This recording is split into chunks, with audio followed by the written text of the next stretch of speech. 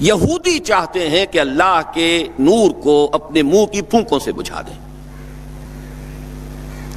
تاریخی اعتبار سے سب سے پہلے چلیے اس ماحول میں جب یہ آیات نازل ہوئی ہیں، اس وقت اگرچہ اسلام کی مخالفت میں دو گروہ تھے جو سرگرم تھے، ایک مشرکین عرب جن کے سر خیل تھے مشرکین مکہ، اور دوسرے یہودی۔ چنانچہ یہی بات ہے جو سورہ مائدہ میں فرمائی گئی، لَتَجِدَنَّ أَشَدَّ النَّاسِ عَدَاوَةً لِلَّذِينَ آمَنُوا الْيَهُودَ وَالَّذِينَ أَشْرَكُوا، تم پاؤ گے کہ اہل ایمان سے دشمنی میں شدید ترین تمام انسانوں میں یہودی ہیں اور مشرک ہیں۔ مکے کے مشرک یا جزیرہ نما عرب کے مشرک اس وقت جن کے سر خیل تھے، جن کے لیے قرآن مجید میں سورہ توبہ میں ائمہ کا لفظ آیا ہے، فَقَاتِلُوا أَئِمَّةَ الْكُفْرِ، ایک طرف وہ تھے جو شدید مخالف اور دوسری طرف یہودی، لیکن ان دونوں کی مخالفت کے انداز میں فرق تھا۔ یہ نوٹ کرنا چاہتا ہوں میں آج، اچھی طرح سمجھ لیجئے۔ پہلا فرق یہ تھا کہ مشرکین عرب سامنے سے وار کرتے تھے جمع مردی کے ساتھ، ان کے مقابلے میں ان کی مخالفت میں کمینگی نہیں تھی۔ وہ اپنے باطل معبودوں کے لیے بھی گردن کٹا رہے تھے۔ ابو جہل نے کہا تھا ذرا نیچے سے گردن کاٹنا تاکہ اونچی نظر آئے کہ سردار کی گردن ہے، جب تم کسی چیز پر اس کو اوپر لٹکاؤ گے۔ 70 جانیں انہوں نے پیش کی ہیں بدر میں اپنے دین باطل کے لیے اور اپنے معبودان باطل کے لیے۔ اس کے برعکس یہودیوں کی مخالفت تھی کمینگی والی مخالفت، ان میں مقابلے کی ہمت نہیں تھی، جرت نہیں تھی۔ لا یقاتلونکم جمیعا، سورہ حشر میں فرمایا یہ یہودی کبھی تم سے مسلمانوں جمع ہو کر جمعیت کی شکل میں ڈٹ کر میدان میں آ کر مقابلہ نہیں کر سکیں گے، الا فی قری محصنۃ او من وراء جدر، بڑے مضبوط قلعہ بندیوں میں اپنے آپ کو محفوظ کر کے اور فصیلوں کے پیچھے سے، دیواروں کے پیچھے سے، عورتوں کی طریقے سے پتھراؤ کریں گے، اس کے سوا کچھ نہیں کر سکتے۔ تو پہلا فرق یہ تھا کہ مشرکین مکہ اور مشرکین عرب بالعموم مخالفت کر رہے تھے، لیکن ان کی مخالفت جمع مردوں والی مخالفت تھی، سامنے کے دشمن کی حیثیت سے کھلم کھلا علی الاعلان، جبکہ یہودیوں کی مخالفت میں کمینگی تھی، سازشی انداز تھا، خود لڑنے کی بجائے دوسروں کو ابھار ابھار کر لاتے تھے۔ اور دوسرا بڑا فرق کیا تھا؟ اس پہلے فرق کو تو نمایاں کیا اسی لفظ سے کہ گویا کہ اپنے منہ کی پھونکوں سے بجھانا چاہتے ہیں۔ ابو جہل بھی بجھانا چاہتا ہے اللہ کے نور کو، لیکن اپنے زور بازو کی بنیاد پر۔ اور یہ لوگ کردار کے اعتبار سے اتنے گر چکے ہیں کہ زور بازو کی بنیاد پر نہیں، منہ کی پھونکوں سے بجھانا چاہتے ہیں۔ بہترین تعبیر کی ہے اس کی مولانا ظفر علی خان نے کہ نور خدا ہے کفر کی حرکت پہ خندہ زن، پھونکوں سے یہ چراغ بجھایا نہ جائے گا۔ دوسرا فرق یہ تھا کہ اگرچہ مشرکین میں بھی ایسے لوگ تھے جو پہچان چکے تھے کہ محمد اللہ کے رسول ہیں، سچے ہیں، صادق ہیں، لیکن وہ استثنائی معاملات تھے، وہ غافل تھے۔ قرآن مجید میں بار بار ان کے کفر کے لیے ایک توجیہ پیش کی گئی ہے کہ ان کے پاس کوئی رسول آیا ہی نہیں، ان کے لیے رسالت اور نبوت بڑی ایک عجیب سی شے تھی، وہ چیزیں ان کے ذہن سے بالکل خارج ہو چکی تھی۔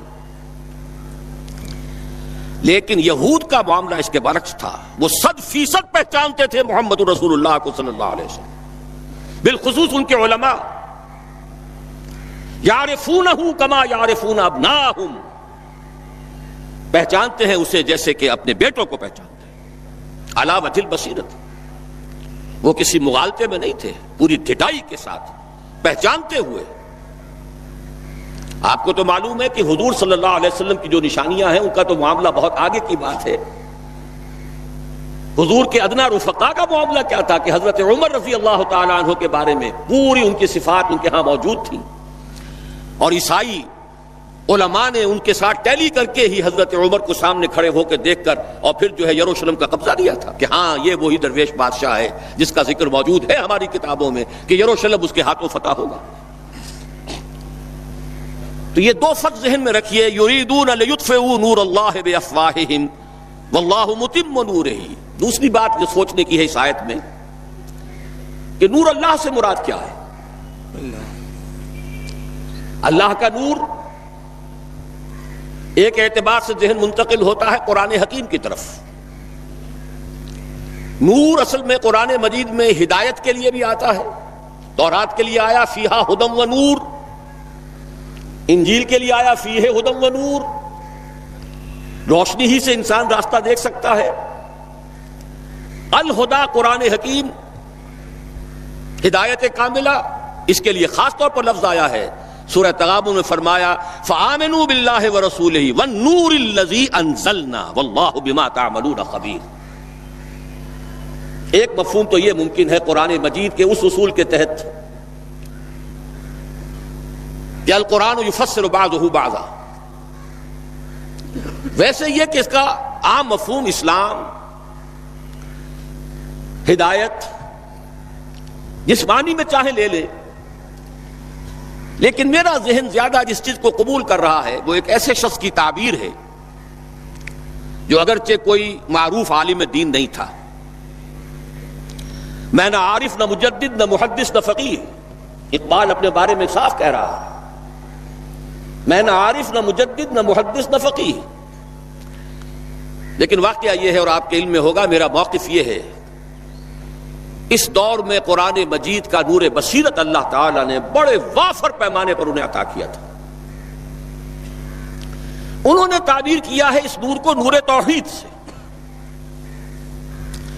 چنانچہ یہ اتمام کا لفظ اس کے ساتھ واللہ متم نورہ، جواب شکوہ کے شعر میں کہ وقت فرصت ہے کہاں، کام ابھی باقی ہے، نور توحید کا اتمام ابھی باقی ہے۔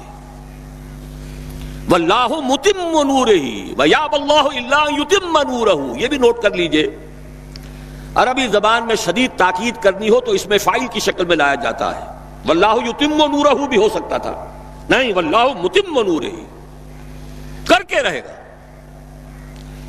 اور پھر اس کو منفی اسلوب میں بھی بیان کر دیا تاکہ کوئی شک و شبہ نہ رہے، مثبت بھی آ گیا واللہ متم نورہ، اور منفی ویابی اللہ الا ان یتم نورہ، اللہ کو ہرگز منظور نہیں ہے مگر یہ کہ وہ اپنے نور کا اتمام فرمائے۔ وقت فرصت ہے کہاں، کام ابھی باقی ہے، نور توحید کا اتمام ابھی باقی ہے۔ میں چونکہ یہاں اسی تعبیر کو اختیار کر رہا ہوں، اس کے اعتبار سے ایک سوال پیدا ہوتا ہے، کیا نور توحید کسی بھی اعتبار سے نامکمل تھا، ناقص تھا، جس کے اتمام اور تکمیل کی ضرورت تھی؟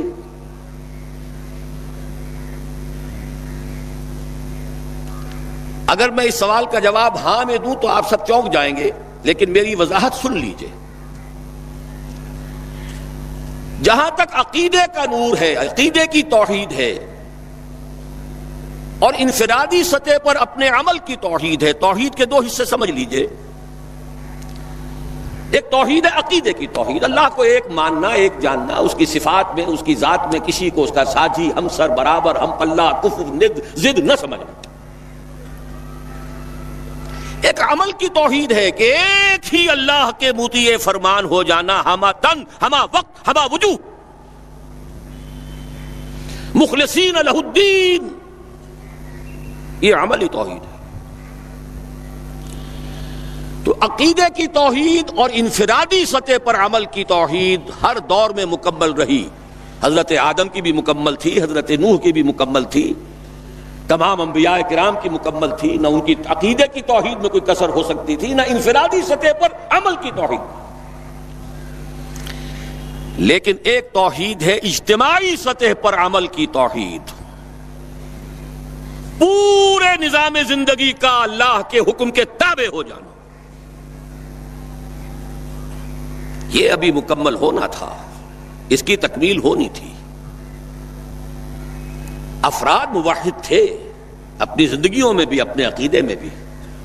نظام جیسا آج آپ غور کیجئے، بڑے بڑے فنے خواہ موحد موجود ہیں ہمارے ہاں، فنے خواہ سمجھتے ہیں اپنے آپ کو کہ معلوم ہوتا ہے شرک ہمارے قریب بھی نہیں آ سکتا. اجتماعی سطح پر ہم سب مشرک ہیں، پوری قوم مشرک ہے، مشرکانہ نظام ہے. جب تک وہ یکون الدین کلہ للہ نہیں ہوتا یہ نظام مشرکانہ ہے، قانون اللہ کا نہیں ہے. آپ کی عدالتوں میں اللہ کے حکم کی کوئی حیثیت نہیں ہے، آپ کی منڈیوں میں اور بازاروں میں اللہ کا حکم نہیں چلتا ہے. معلوم یہ ہوا کہ ایک ہے اجتماعی توحید. کچھ مواقع ضرور آئے ہیں تاریخ انسانی میں جبکہ اجتماعی توحید بھی ہوئی، حکومت قائم ہوئی حضرت داؤد کی اور حضرت سلیمان کی، وہ اجتماعی توحید کی تھی.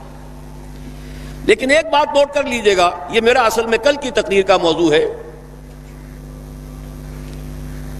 یہ کام تاریخ انسانی میں صرف ایک مرتبہ ہوا ہے کہ ایک فرد واحد اپنی دعوت کا آغاز کرے اور تمام مراحل سے گزار کر اپنی اس دعوت اور تحریک کو اور توحید کامل تک معاشرے کو پہنچا دے. یہ اس سے پہلے کبھی نہیں ہوا. حضرت داؤد کو تو راہ چلتے حکومت مل گئی تھی، جنگ تو ہو رہی تھی حضرت طالوت اور جالوت کی. وہ تو ایک گڈریا اپنا گوپیا لے کر آ گیا ہے وقت پر اتفاقاً، اور اس گوپیے کی جو پتھر تھا وہ جالوت کے آنکھوں کے اس کی زرہ میں جو سوراخ تھا اس میں سے ہو کر اس کے بھیجے میں گزر گیا، مارا گیا، حکومت مل گئی. کیا حضرت داؤد ایک داعی کی حیثیت سے سامنے آئے تھے؟ کیا انہوں نے اپنی کوئی جماعت بنائی تھی؟ کیا ان مراحل سے گزرے تھے؟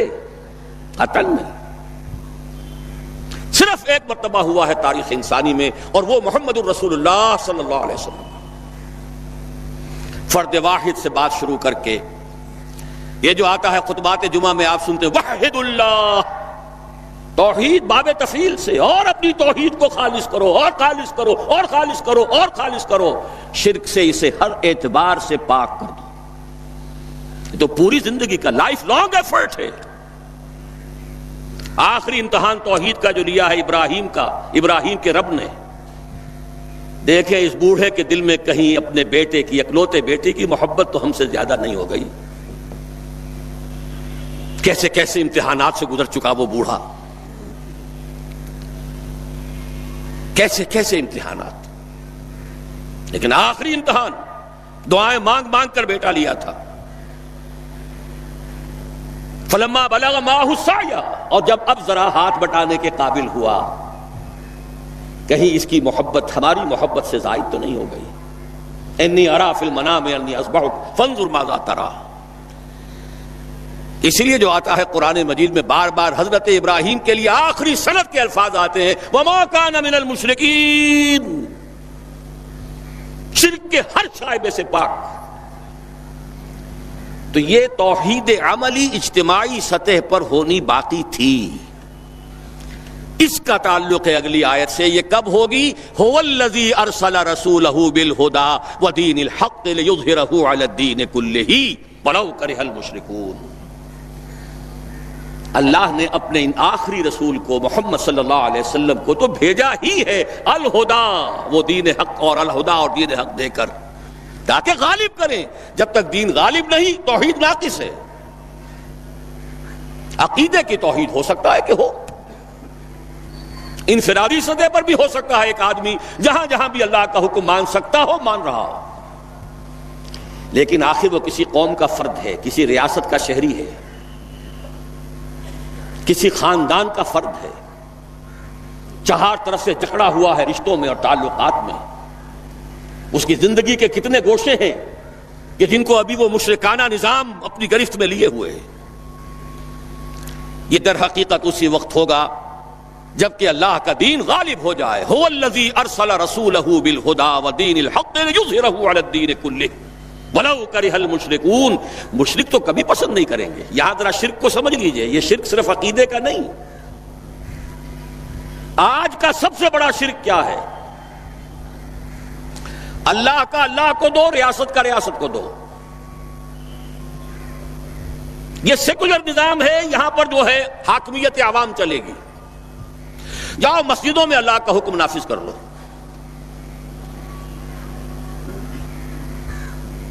یہ سب سے بڑا شرک، کبھی گوارا نہیں کریں گے. وہ توحید ہو جائے، اللہ ہی کا حکم چلے، سب پر یکساں جاری ہو جائے، سب یکساں اللہ کے حکم کے تابع ہو جائیں.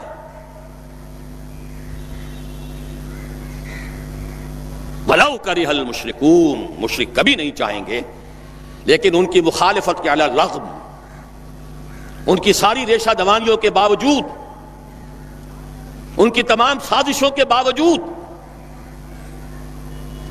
اللہ کا دین غالب ہو کر رہے.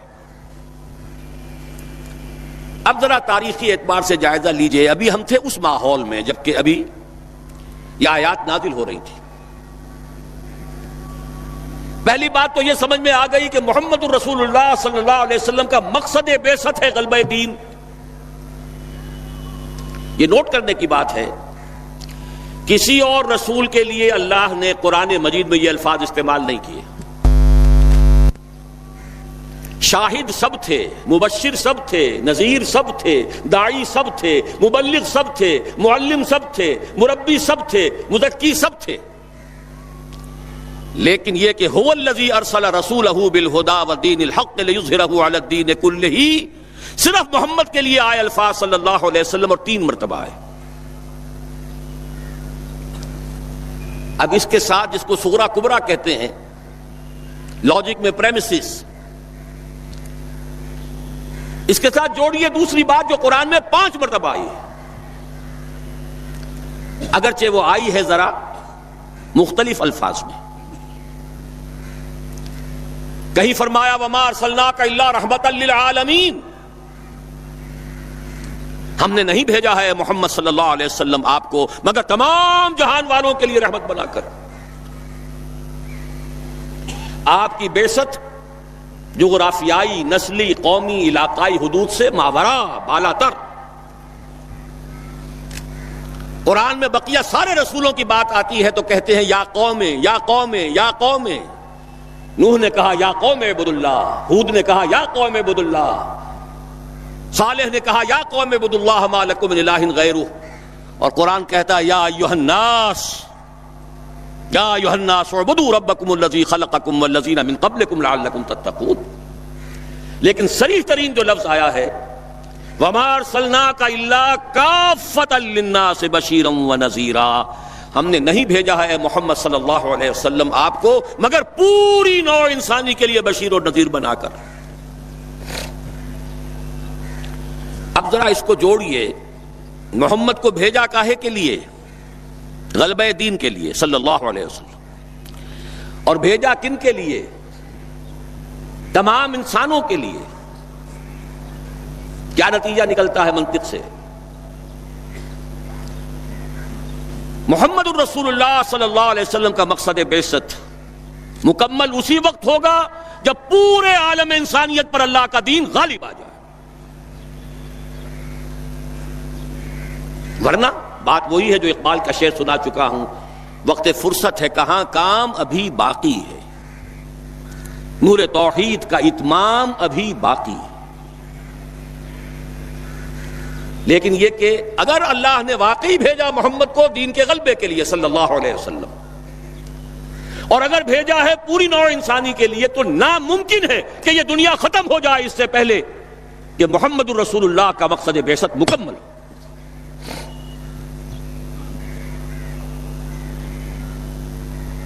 یہی بات ہے کہ جس کی خبر پیشن گوئی کے طور پر قرآن میں تو نصوص ہیں، لیکن ان سے نتیجہ نکالنا پڑے گا. منطق، حضور کو بھیجا پوری نوع انسانی کے لیے اور بھیجا غلبہ دین کے لیے، تو مقصد بعثت کی تکمیل اسی وقت ہوگی جبکہ کل عالم انسانی پر اللہ کا دین غالب آ جائے. اسی کے ساتھ اب ذرا یاد کیجئے سورہ نور کی آیت، جس کو اللہ کے فضل و کرم سے ہم نے کافی عام کیا ہے. ایک ہی بات ہے لیکن ذرا مختلف اسلوب میں آ رہی ہے. وعد اللہ الذین آمنوا منکم وعملوا الصالحات لیستخلفنہم فی الارض. وعد اللہ الذین آمنوا منکم، یہاں منکم پر ذرا زور دیجئے، کن سے خطاب ہو رہا ہے؟ مسلمانوں سے. لیکن ان مسلمانوں کے لیے دو کوالیفیکیشنز، دو پری کنڈیشنز. اے مسلمانوں، اللہ کا وعدہ ہے تم میں سے ان سے جو ایمان اور عمل صالح کا حق ادا کر دے، انکنڈیشنل نہیں ہے. وعد اللہ الذین آمنوا منکم وعملوا الصالحات، ایمان اور عمل صالح کا حق ادا کر دو تو اللہ کا وعدہ ہے. اور وعدہ کتنا مؤکد ہے، نون مشدد کے ساتھ تینوں دفعہ، اور ایک ہی بات کو تین اسلوبوں میں. لَيَسْتَخْلِفَنَّهُمْ فِي الْأَرْضِ، لامن خلافت عطا فرمائے گا انہیں زمین میں. كَمَا اسْتَخْلَفَ الَّذِينَ مِن قَبْلِهِمْ، جیسے کہ خلافت عطا کی تھی ان کو جو ان سے پہلے تھے. جب مسلمانوں کو خلافت اور حکومت عطا ہو جائے گی تو اس کا منطقی نتیجہ ہوگا کہ دین غالب ہو جائے گا. لیکن اس کو بھی کھول کر بیان کر دیا، وَلَا يُمَكِّنَنَّ لَهُمْ دِينَهُمُ الَّذِي ارْتَضَىٰ لَهُمْ، اور لازماً متمکن کر دے گا، غالب کر دے گا ان کے اس دین کو جو اللہ نے ان کے لیے پسند فرما لیا ہے. الْيَوْمَ أَكْمَلْتُ لَكُمْ دِينَكُمْ وَأَتْمَمْتُ عَلَيْكُمْ نِعْمَتِي وَرَضِيتُ لَكُمُ الْإِسْلَامَ دِينًا. اچھا، جب مسلمانوں ہی کی حکومت ہو جائے گی، دین کا غلبہ ہو جائے گا، تو ظاہر بات ہے مسلمانوں کے لیے بندشیں اور خوف تو ختم ہو گئے. اس کو بھی واضح الفاظ میں وَلَا يُبَدِّلَنَّهُم مِّن بَعْدِ خَوْفِهِمْ أَمْنًا، ان کی خوف کی حالت کو امن اور سکون سے بدل دے گا، کوئی خوف نہیں ہوگا. اب یہاں فرمایا یعبدوننی لا یشرکون بی شیئا، تب جا کر وہ ان کی عبادت اس درجے میں مکمل ہوگی کہ اس میں شرک کی کوئی آلائش باقی نہیں رہے گی. جب تک نظام پورا اللہ کے دین کے تابع نہیں، شرک موجود ہے. عقیدے کا شرک ختم ہو چکا، انفرادی سطح پر موحد بن چکے. لیکن یہ تو تین کام جب ہوں گے کہ اللہ کا دین غالب ہو جائے، اللہ کی حکومت اور مسلمانوں کی خلافت قائم ہو جائے، تب کہیں جا کر وہ بات ہوگی لا یشرکون بی شیئا، پھر شرک کا ہر شائبہ ختم. وَيَكُونَ الدِّينُ كُلُّهُ لِلَّهِ، دین کل کا کل اللہ کے لیے ہو جائے گا.